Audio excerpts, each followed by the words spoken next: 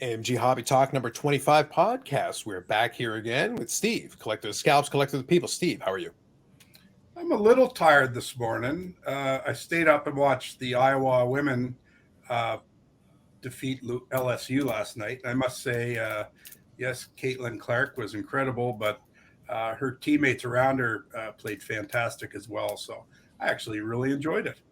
Nice. And I think they're down to the Final Four, are they not? Yes. Yeah, so they've advanced to the Final Four, so that's good stuff. And that'll be good for folks that are collecting the cards and everything. Oh, they're going to get all excited now. That's just another thing, at least going on forward. Sherry, how are you today? I'm wonderful. Missing Blair, but I think we'll get through. All right. Sounds good. Sounds good. So we will make do. So a couple of things we're going to touch on today. We got a couple of things that came in the shop, including one with a little bit more of a fun story. So we'll touch on that at the very end. But before we do, let's quickly talk about the trade night coming up here. We're also going to talk about the card show that most recently happened. But before we do, let's talk about the trade night because it is going to be towards the middle of the month, a little bit of a different scheduling given the Spring Expo that'll be forthcoming. We'll definitely hit on the Spring Expo more in the next couple of weeks as we get closer to it. We want to talk about a little bit of trade night. It is going to be April the 12th, and the card show will be on April the 13th. So there will be back-to-back, more back to the usual back-to-back scheduling. But again, middle of the month, April the 12th, Bedford Place at AMG Collectibles. You've got the trade night, 5 to 8 p.m., standard of what you would expect. And then for the 13th, 9 a.m. to 1 p.m. at the location of the Old Sears Outlet, you're going to have the card show. And we're going to talk about the card show here in a second again. But again, middle of the month, just be aware of that. As opposed to the end of the month, this is the norm. Different scheduling because of the Spring Expo forthcoming. Something to bear in mind.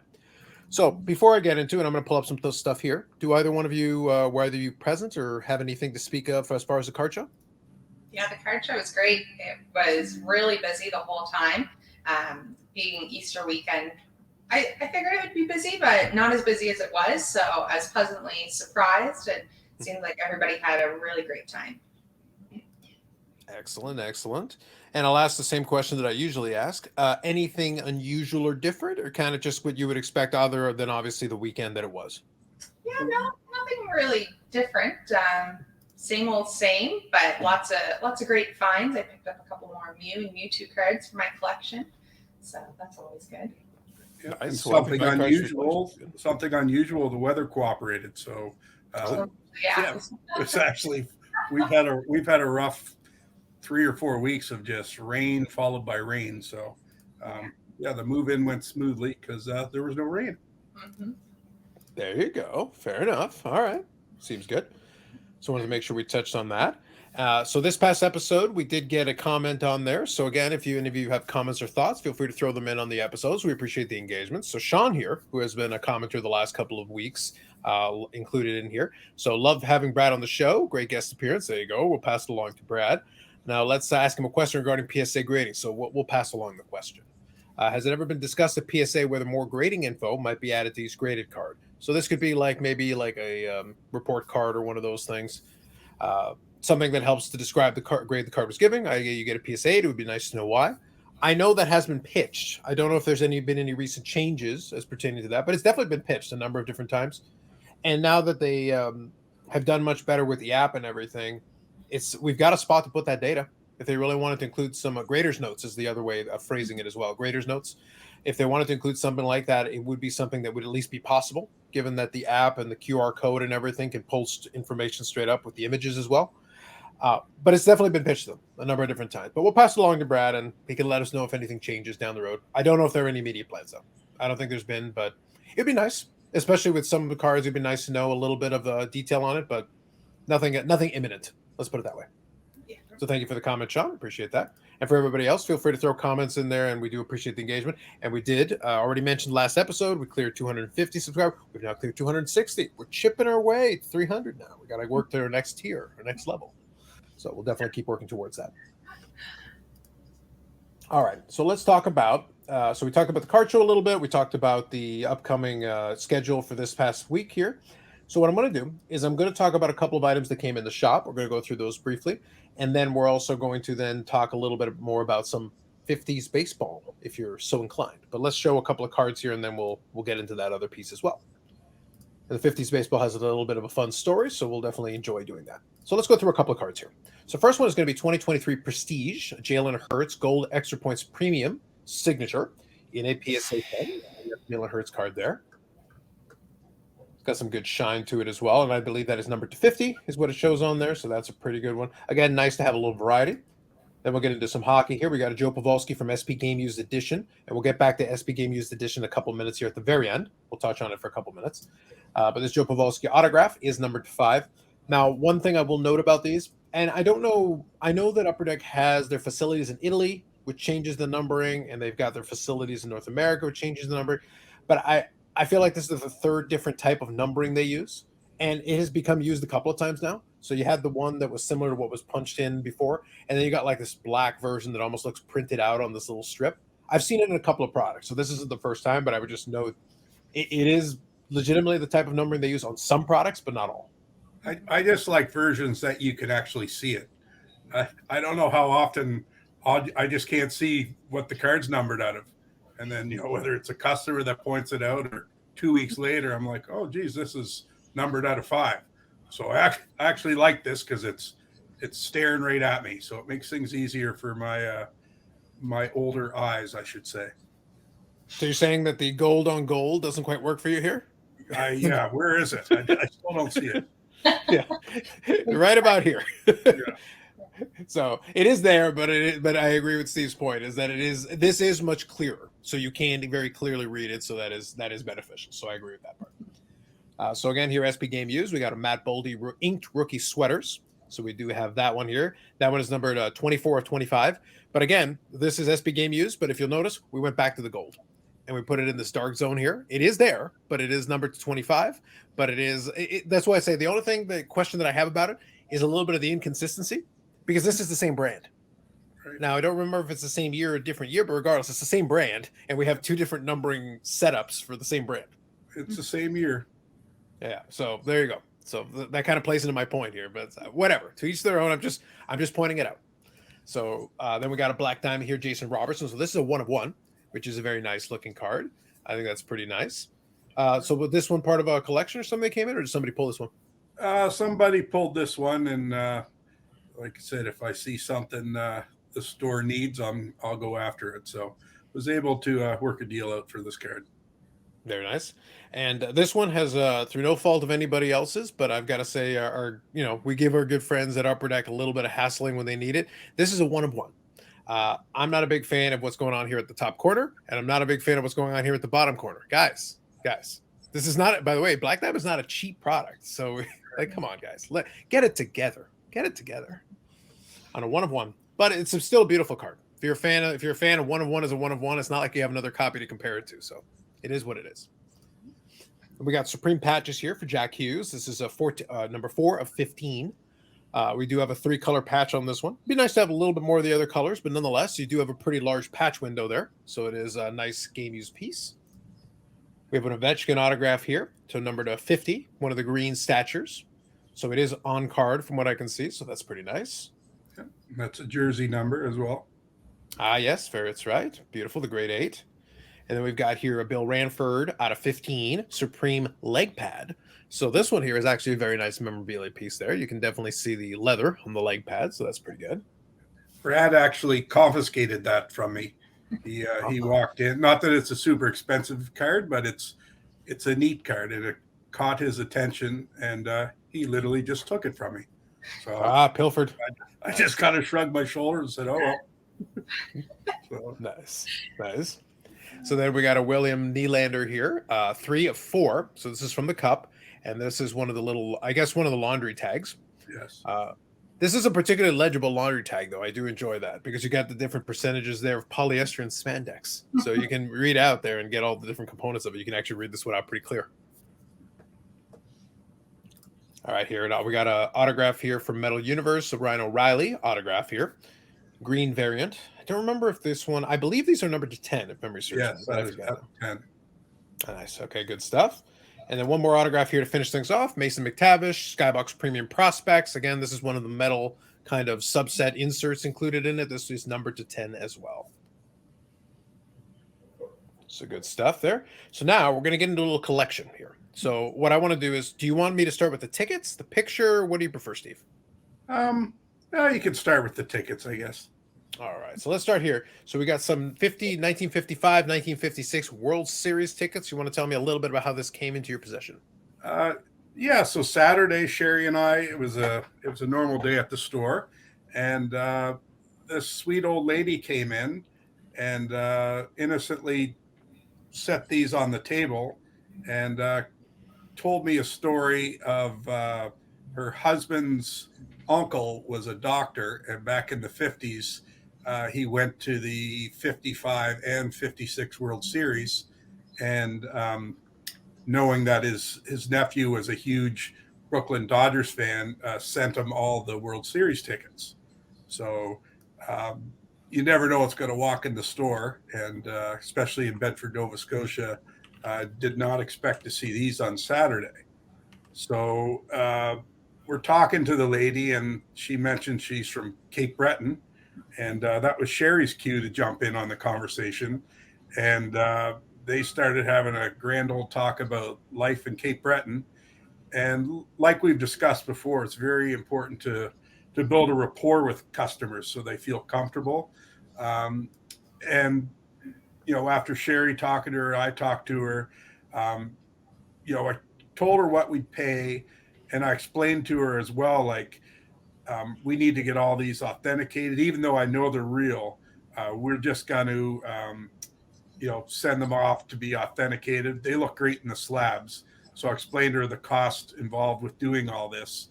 And she said, okay, well, I'll think about it and, maybe get back with you. And then, when she left, I was like, well, she's probably shopping them around or something like that. But not 10 minutes later, she came in with her husband, and her husband had a big smile on his face, and he was wearing a Brooklyn Dodgers hat. So she said, well, I came in because my husband will talk your ear off about these tickets. So I thought I would speed the process up and, introduce myself in the situation. So, so that's kind of how that started. So, and that would lead into the next picture where the old timer came in. Mm-hmm. So this is actually him. I think he's 85 or 86, but back in the 1950s, again, massive Brooklyn Dodgers fan. He sent them a picture of himself playing baseball and wrote them a letter and asked if he could join the Brooklyn Dodgers fan club. And they in turn sent the picture back to him. But on the back, was all these lovely autographs. So there's a few notable ones there. Obviously, Jackie Robinson, Roy Campanella, Duke Snyder, Gil Hodges. So he told the story where Pee Wee Reese was his favorite player. And again, building that relationship, I lived in Louisville, Kentucky for 20 years. So Pee Wee Reese is from Louisville. So then, you bring that up. So between Sherry talking about Cape Breton and me talking about Pee Wee Reese in Louisville, they felt really confident and pleased with the way the transaction was going. And, Sherry and I made them feel good about letting it go, because this is his lifelong, treasure. And he even had the hat on his head, and right before he left, he took the hat off and informed me that Pee Wee Reese actually gave him that hat back in the 50s. So, it was a great story. And like I said, Sherry and I are going to take our time and just get all this stuff authenticated. Of course, with signatures, we've ran into this problem before. Sometimes back in the day, there was clubhouse signatures. So we'll definitely be sending this off to be authenticated, whether they're the real autos from the players or a clubhouse signature. The story itself is pretty neat. And obviously those tickets, some big tickets in there, like the Don Larson perfect game tickets there. Brooklyn Dodgers first World Series ever, Game 7, 1955 ticket stubs. So love stuff like this. So it's a break from a bit of the norm, and just something I'll remember. Absolutely. Now, two things that I'll touch on here, since we're talking about these, I did mention. So Steve mentioned most of the names on here. I have to take a closer look, but I believe the bottom one there is Clem Labine. who was a Brooklyn Dodger, and then you've also got, I believe, Carl Furillo, who's on here as well. So those would be two other Brooklyn Dodger names on here. Carl Furillo actually had a batting title back in the 50s as well. So it's a notable. So it's funny is even the lesser stars on here were still stars of their time. Still was winning batting titles and having some success. I think the bottom one, Carlos, it's Carl Erkstein or something like that. I'm having trouble reading that one. Yeah, it's Carl, and then the last name starts with an E. I think it's like Erkstein or something like that. But I did find his name as well when I was looking. Erskine. It'd be Carl Erskine. Yeah. And then there's Russ Myers, he played for quite a while, but he was just kind of like a mid-tier pitcher sort of thing. But which kind of helps validate if you just had it loaded with Hall of Famers and superstars, you might question it a little bit. But the Jackie Robinson, it looks good. But and same with Campanella's a tough auto as well. But we'll see. But anyway, I didn't necessarily buy it for the autos. I bought the story, and I look forward to telling people as we move it along the story as well. And the sellers, they felt comfortable knowing that we would do that, and we'll find a good home for these items. There you go. But now you can tell him. So what's funny is Steve was talking about not being able to read. He was obviously able to read the autograph better than I was. Yeah. But but you can tell him in 53 he was a 20 game winner. Yeah. That's something. That's pretty good. Again, those early mid 50s Brooklyn Dodger teams were right in the mix there with the Yankees. Now, one other thing, since Steve mentioned it here from the tickets themselves. So I believe if I was looking at it correctly, I wanted to make sure I looked it up. The Don Larson perfect game was in Game 5 of the 56 World Series. So that should be right here, kind of smack in the middle.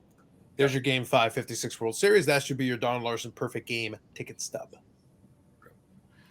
And, this guy was a doctor, so I guess he could afford to sit in the lower stands, which that matters too. Like sometimes there's bleacher seats and this and that. Mm-hmm. So in the collector's world, sometimes it matters where you sat because there's fewer of particular tickets sort of thing. Yeah. Now, by comparison, just for contrast as well, it should be noted, I actually looked it up here. Last year's World Series in 2023, the ticket prices started at $406. So it's a little bit cost prohibitive these days. And the average ticket price is closer to $1,500 in today's dollars just to get in the game, for one game, let alone an entire series. So, and I think this is the Joe DiMaggio you were talking about as well. I just want to make sure we include the picture here. Yeah. This I think it looks like 1980 is what it's dated here. It looks like. Yeah. And then having the little, down in the corner, Beverly Hills, 1980, that kind of validates, that the signature is real. And again, he said his great aunt got that for him. So they were in Beverly Hills and obviously 1980 and picked it up. So it was just it was a pleasure dealing with this sweet old couple, and all of us felt good when the transaction was done. Mm-hmm. Good stuff. No, I think it works better. I think it works better if you happen to be from the region, notwithstanding, since you did have those multiple connections from those different places. If you didn't have those specific ones, it's like, then it might not work quite as much. I was joking with Steve and Sherry. It's like, yeah, if somebody tried that with Mississauga, I was like, yeah, okay, you and hundreds of thousands of others. Good on you. Good to know. Yeah. But anyway, so one more thing we wanted to touch on here, since it is a newer product in here, and you can kind of give me a little bit of context for it as well. We got the 2023-2024 SP Game Used Hockey. So we're going to touch on that. And it looks like this one's going to be, so we're going to pull up the Beckett information on this one, and I'll include a link in the description for you if you want to check out the checklist and some of the information, and we'll also show you some of the images as we go through it. So we'll touch on that one. Decent quantity of this, Steve, or what is the situation for you guys? It's decent, but obviously not not like the Upper Deck Series 2 was. So, there'll be no pre-orders of this. We're going to be a little more cautious, I think, because we want to make sure as many people as possible get this. So we'll discuss it today. There'll probably be some limited quantities, but, on whether it's SP Game Used or SP Authentic, you get a fraction of the product that you would for, the flagship and just the regular Upper Deck. It will be priced to sell, and we will sell it all. Yes. There you go. So it is said, so it is done. Now, I'll quickly touch on one note here off the top. I do like the little blurb, the little write-up here. So I'll read it to you, and then, like I said, I'll go through it a little bit just so we've got a little bit of context here. So 2023, 2024, SP Game Used Hockey. So this is the overview. Has to be one of the most challenging base sets in the hobby. I do enjoy that they start off with that. It's so tough that it's likely nobody even attempts to put together the entire thing. Challenge accepted from someone off in the distance. I don't know who, but someone is accepting the challenge. Because 200 cards, each standard card is numbered to a player's jersey number. Now, that's where it's going to make it really tricky, because for some of the players, that's obviously going to make it a much tougher base card, just depending on who it is. Making it a maximum of 99 copies. They make it dip down to a handful even lower. Mix of veterans, legends, and 80 authentic rookies. So we'll get to that here in a second.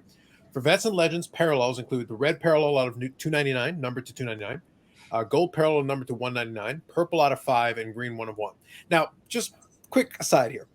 A second ago, I just said, based on that blurb, that for the base card, they're numbered to a player's jersey number, which means a maximum of 99. So you've got a parallel out of 299 and gold out of 199, which are both higher print run than the base. That's supposed to be a chase, Steve? The base card is harder. Never mind. Just thought I would point that out. Anyway, I'm just taking it as written. So I just thought that was very funny. Okay. So anyway, red are 200 plus their age. So then for the rookies, what they did is they came up with some convoluted numbering here. So more complicated with the rookies. Red are 200 plus their age, while gold are 100 plus their draft year. Because we got to do the maths. I don't know what to tell you. Yep. Crystal versions out of 25, join purple out of 5, and green 1 of 1. Those are the parallels for the rookies as well. And that will become relevant here in a moment. So on the image here that you can see in the video version here, you've got the base card for McDavid, numbered to 97. Again, the jersey number. So we've got that. Base card, all the checklists have variety of jersey, premium memorabilia, autograph, and autograph versions. So you've got a lot of different variants. So here's an authentic rookies of Luke Hughes. Obviously, this is a mock-up here, but just to give you a bit of an idea what it would look like with a jersey autograph here, or in this case, a patch. Then we've got game day gear, including the net cards. Now, for the NHL Global Series and Stadium Series and Winter Classic, they all have their own fabric sets. You got a patch out of 35, a tag out of 3, and a logo patch 1 of 1. So obviously, given the name, SP Game Use, you've got tons of different game use, and the definition of game use gets stretched out to kind of its maximum. Almost no piece is wasted because you've got net cards, you've got all these different components included in it. Net cord from the 2023 Stanley Cup Finals, the All-Star Game, and All-Star Skills Competition Winter Classic can also be found. Base versions out of 35, Scarce Gold versions out of 5. So you've got that. Almost every box is going to have some combination therein, but you've got that included. Let me skip ahead a little bit. I don't want to go line by line. Then we got All-Star Mascot Fabric. Steve, come on. I think it's obvious. You got to get your gritty patch. Come on. They're surprisingly popular. I have no doubt. And where they're at, I mean, not crazy price-wise, but, they, I don't know, 30 to 75 bucks they sell for. What can I say? It's a mascot. It's worth more than my patches. We'll keep working on it, man. We'll keep working on it. So here, I just want to make sure we got banner years, which are the different ones for these banners. You've got special events like the Seattle Kraken expansion draft, the Global Series, the NHL draft, Stanley Cup Finals. So they use banners. Like I said, when I say game used, they stretch the definition of game used out quite a bit to get a lot of different things. Then we've got the Supreme patches. So Supreme materials and Supreme patches are limited to 15. So you've got those ones. So the Austin Matthews here is an example of that with a larger patch piece. Draft day marks. You've got rookie ink sweaters. So the example given here, Simon Edvinson. So we've got that. So deep cuts here with an autograph. I'm going to skip ahead a little bit. So 2023, 2024 SB game used. You have 6 cards per pack in hobby, 1 pack per box. So basically you're going to get very little filler. As I said, the base cards are numbered pretty low based on what we just talked about. So that's included. Full set is 200 cards. And what to expect? You should expect 1 autograph or premium memorabilia card per box, per pack. Additional memorabilia premium cards 3 total, and 2 base cards, parallels, or inserts per pack / box, however you wish. Now, I think we were talking about it a little bit earlier. So does Bedard make it into this one? Yes. Okay, so Bedard, the first one in here is card number 230, and that is numbered to 98. So that's something to bear in mind. That's how basically that piece of it works out. And there are some Connor Bedard cards in here, so a little bit of a chase. You got a 1 of 1 here. You got a number to 123. So you got, again, based on that weird numbering system we just talked about. So you've got a lot of different number versions. You've got autographs. You've got different autos and that.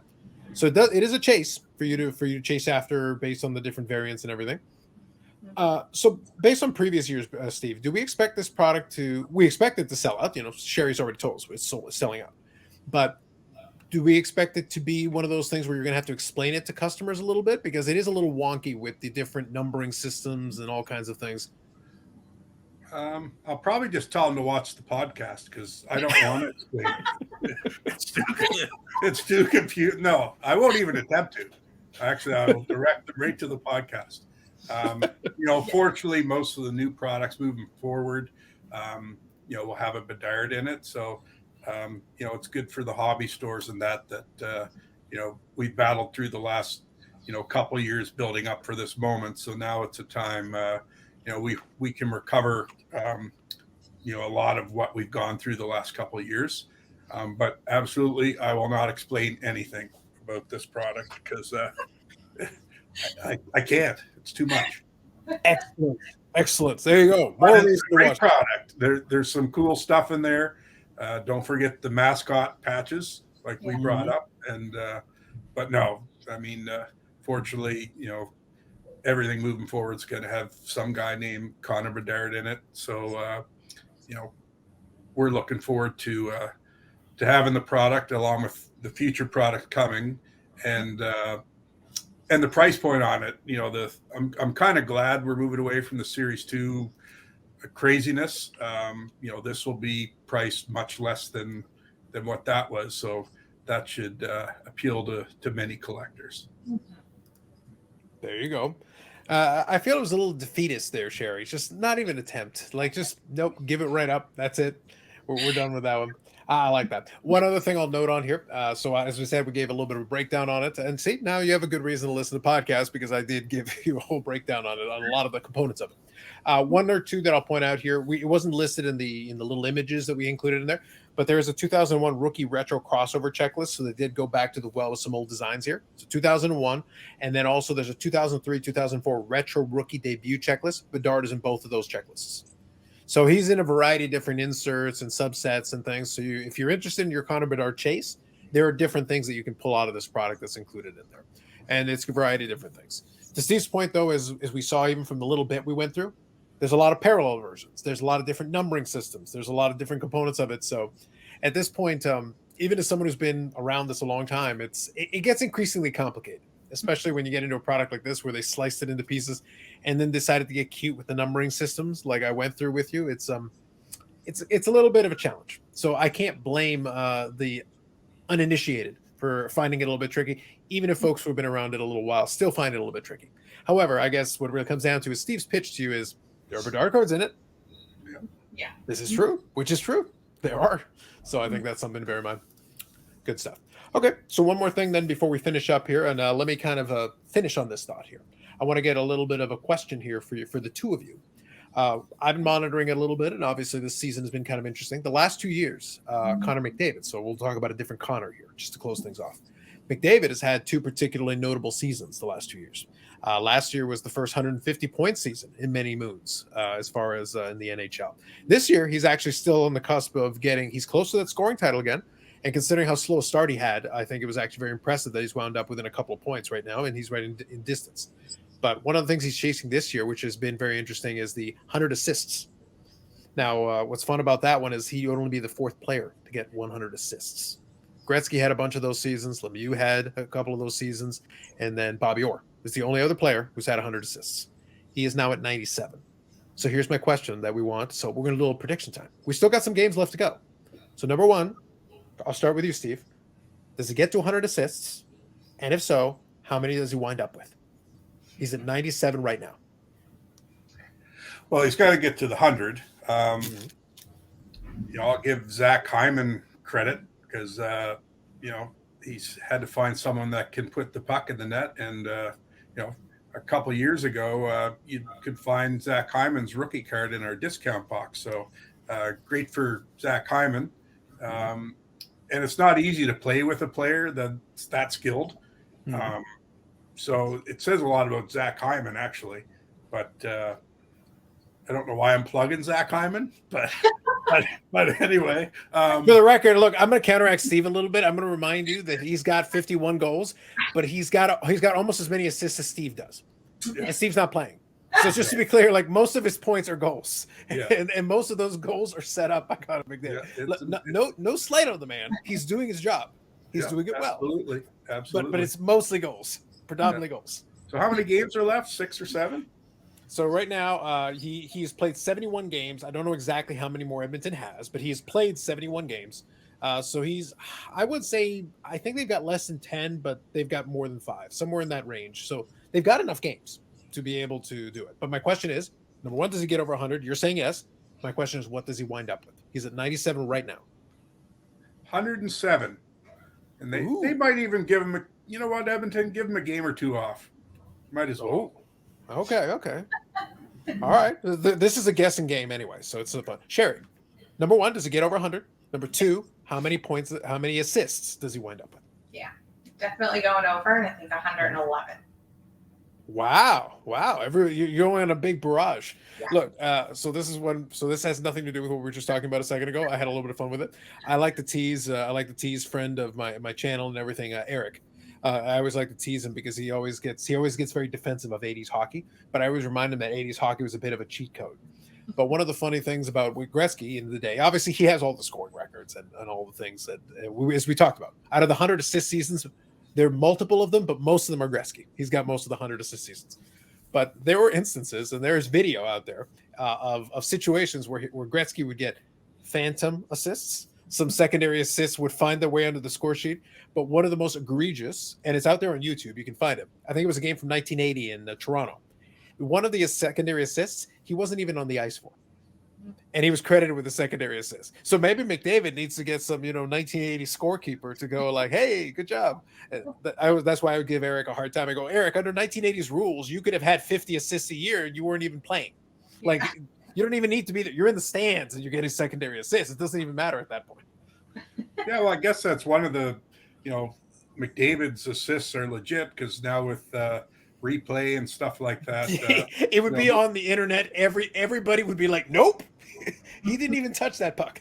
And that happened at all levels. Like everyone had someone on their team that if there was only one assist added to the goal, next stoppage of play, you might see that player over by the ref kind of saying, hey, I was in on that goal. And if you found the right ref that would work with you, same sort of thing, you could turn a no-point night into 2-point night. So, yeah, definitely some of those numbers at all levels were inflated at some point. So 100% Connor McDavid, we are assuming, has earned all 97 of those assists.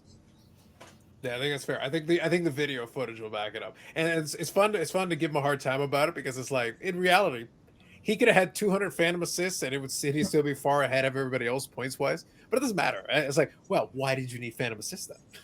The scorekeepers were very generous at different times. That's why I was always very. And like I said, there is some video footage that is like, it's egregious. It's not even close. It's not, even in the old standard def, you can tell like the dude is not on the ice. He is nowhere within 50 miles of that puck. He could have been eating a hot dog in the concession stand. He's closer to the action than what he got an assist for. Well, especially in minor hockey, if you knew the scorekeeper. I mean, heck, on Saturdays I used to run the score clock some days. So if your buddy's playing and there's a spot on the paper, what the heck? It's the corruption runs deep, Sherry. Oh, it's probably good for a bag of chips. I believe every second of it. Yeah. Well, we're gonna audit some of those games, but we're gonna find out some of his buddies got 4 and 5 assists and there were only 3 goals. It's like how that even happened, how that's mathematically possible. Well, they got assists for the other team. There you go. Whatever it takes. It takes. All right, sounds good. So, as I said, just remember, middle of the month is going to be the card show and the trade night this time around. So remember that. That's an important one. I'm going to include it here at the end, a little scrolling ticker, just so you have it. If you have questions that are more time sensitive, use the contact points either in the description or in the scrolling ticker down there. You got the Instagram, you got the Facebook, and you've also got the website, amgcollectibles.ca. So you've got that for you. So utilize those. Otherwise, feel free to throw in a comment. We do review them on the following episodes, so we can include that. And if you got questions like that related to it that are less time sensitive, you can use the comment section. Otherwise, we appreciate the likes for the engagement and also subscriptions. Let's get it closer to that 300. Keep working our way up to it. And come in the store and check out SB Game Use. That is a new product. There is Connor Bedard in it, and Steve will personally take whatever time it takes to explain to you every intricacy of the parallels, inserts, and subsets. All the time that's required. Just go see Steve. Oh, without question, without a doubt. Also, Or he'll send Blair, or if he finds Blair, he'll send him to explain. One other thing too, Carlos. We've got a restock coming of Prism football and basketball hobby blasters. So it's important we point out the word hobby, because in these blasters you can get some hobby pulls, and we've seen some big cards already. And in the past, just on our social media, there's a few people questioning, why these blasters were so more expensive compared to other blasters, and that's the reason. They're called hobby blasters. They're not the blasters you get at Walmart or anything like that.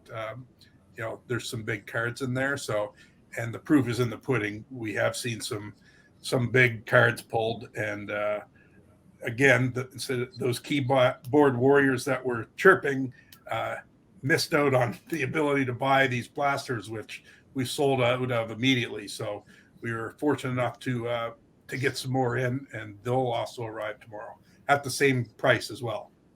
Mm-hmm. Absolutely. Sounds good. You see, you keep that up, you're not getting the secondary assist from Steve's scorekeeping. Exactly.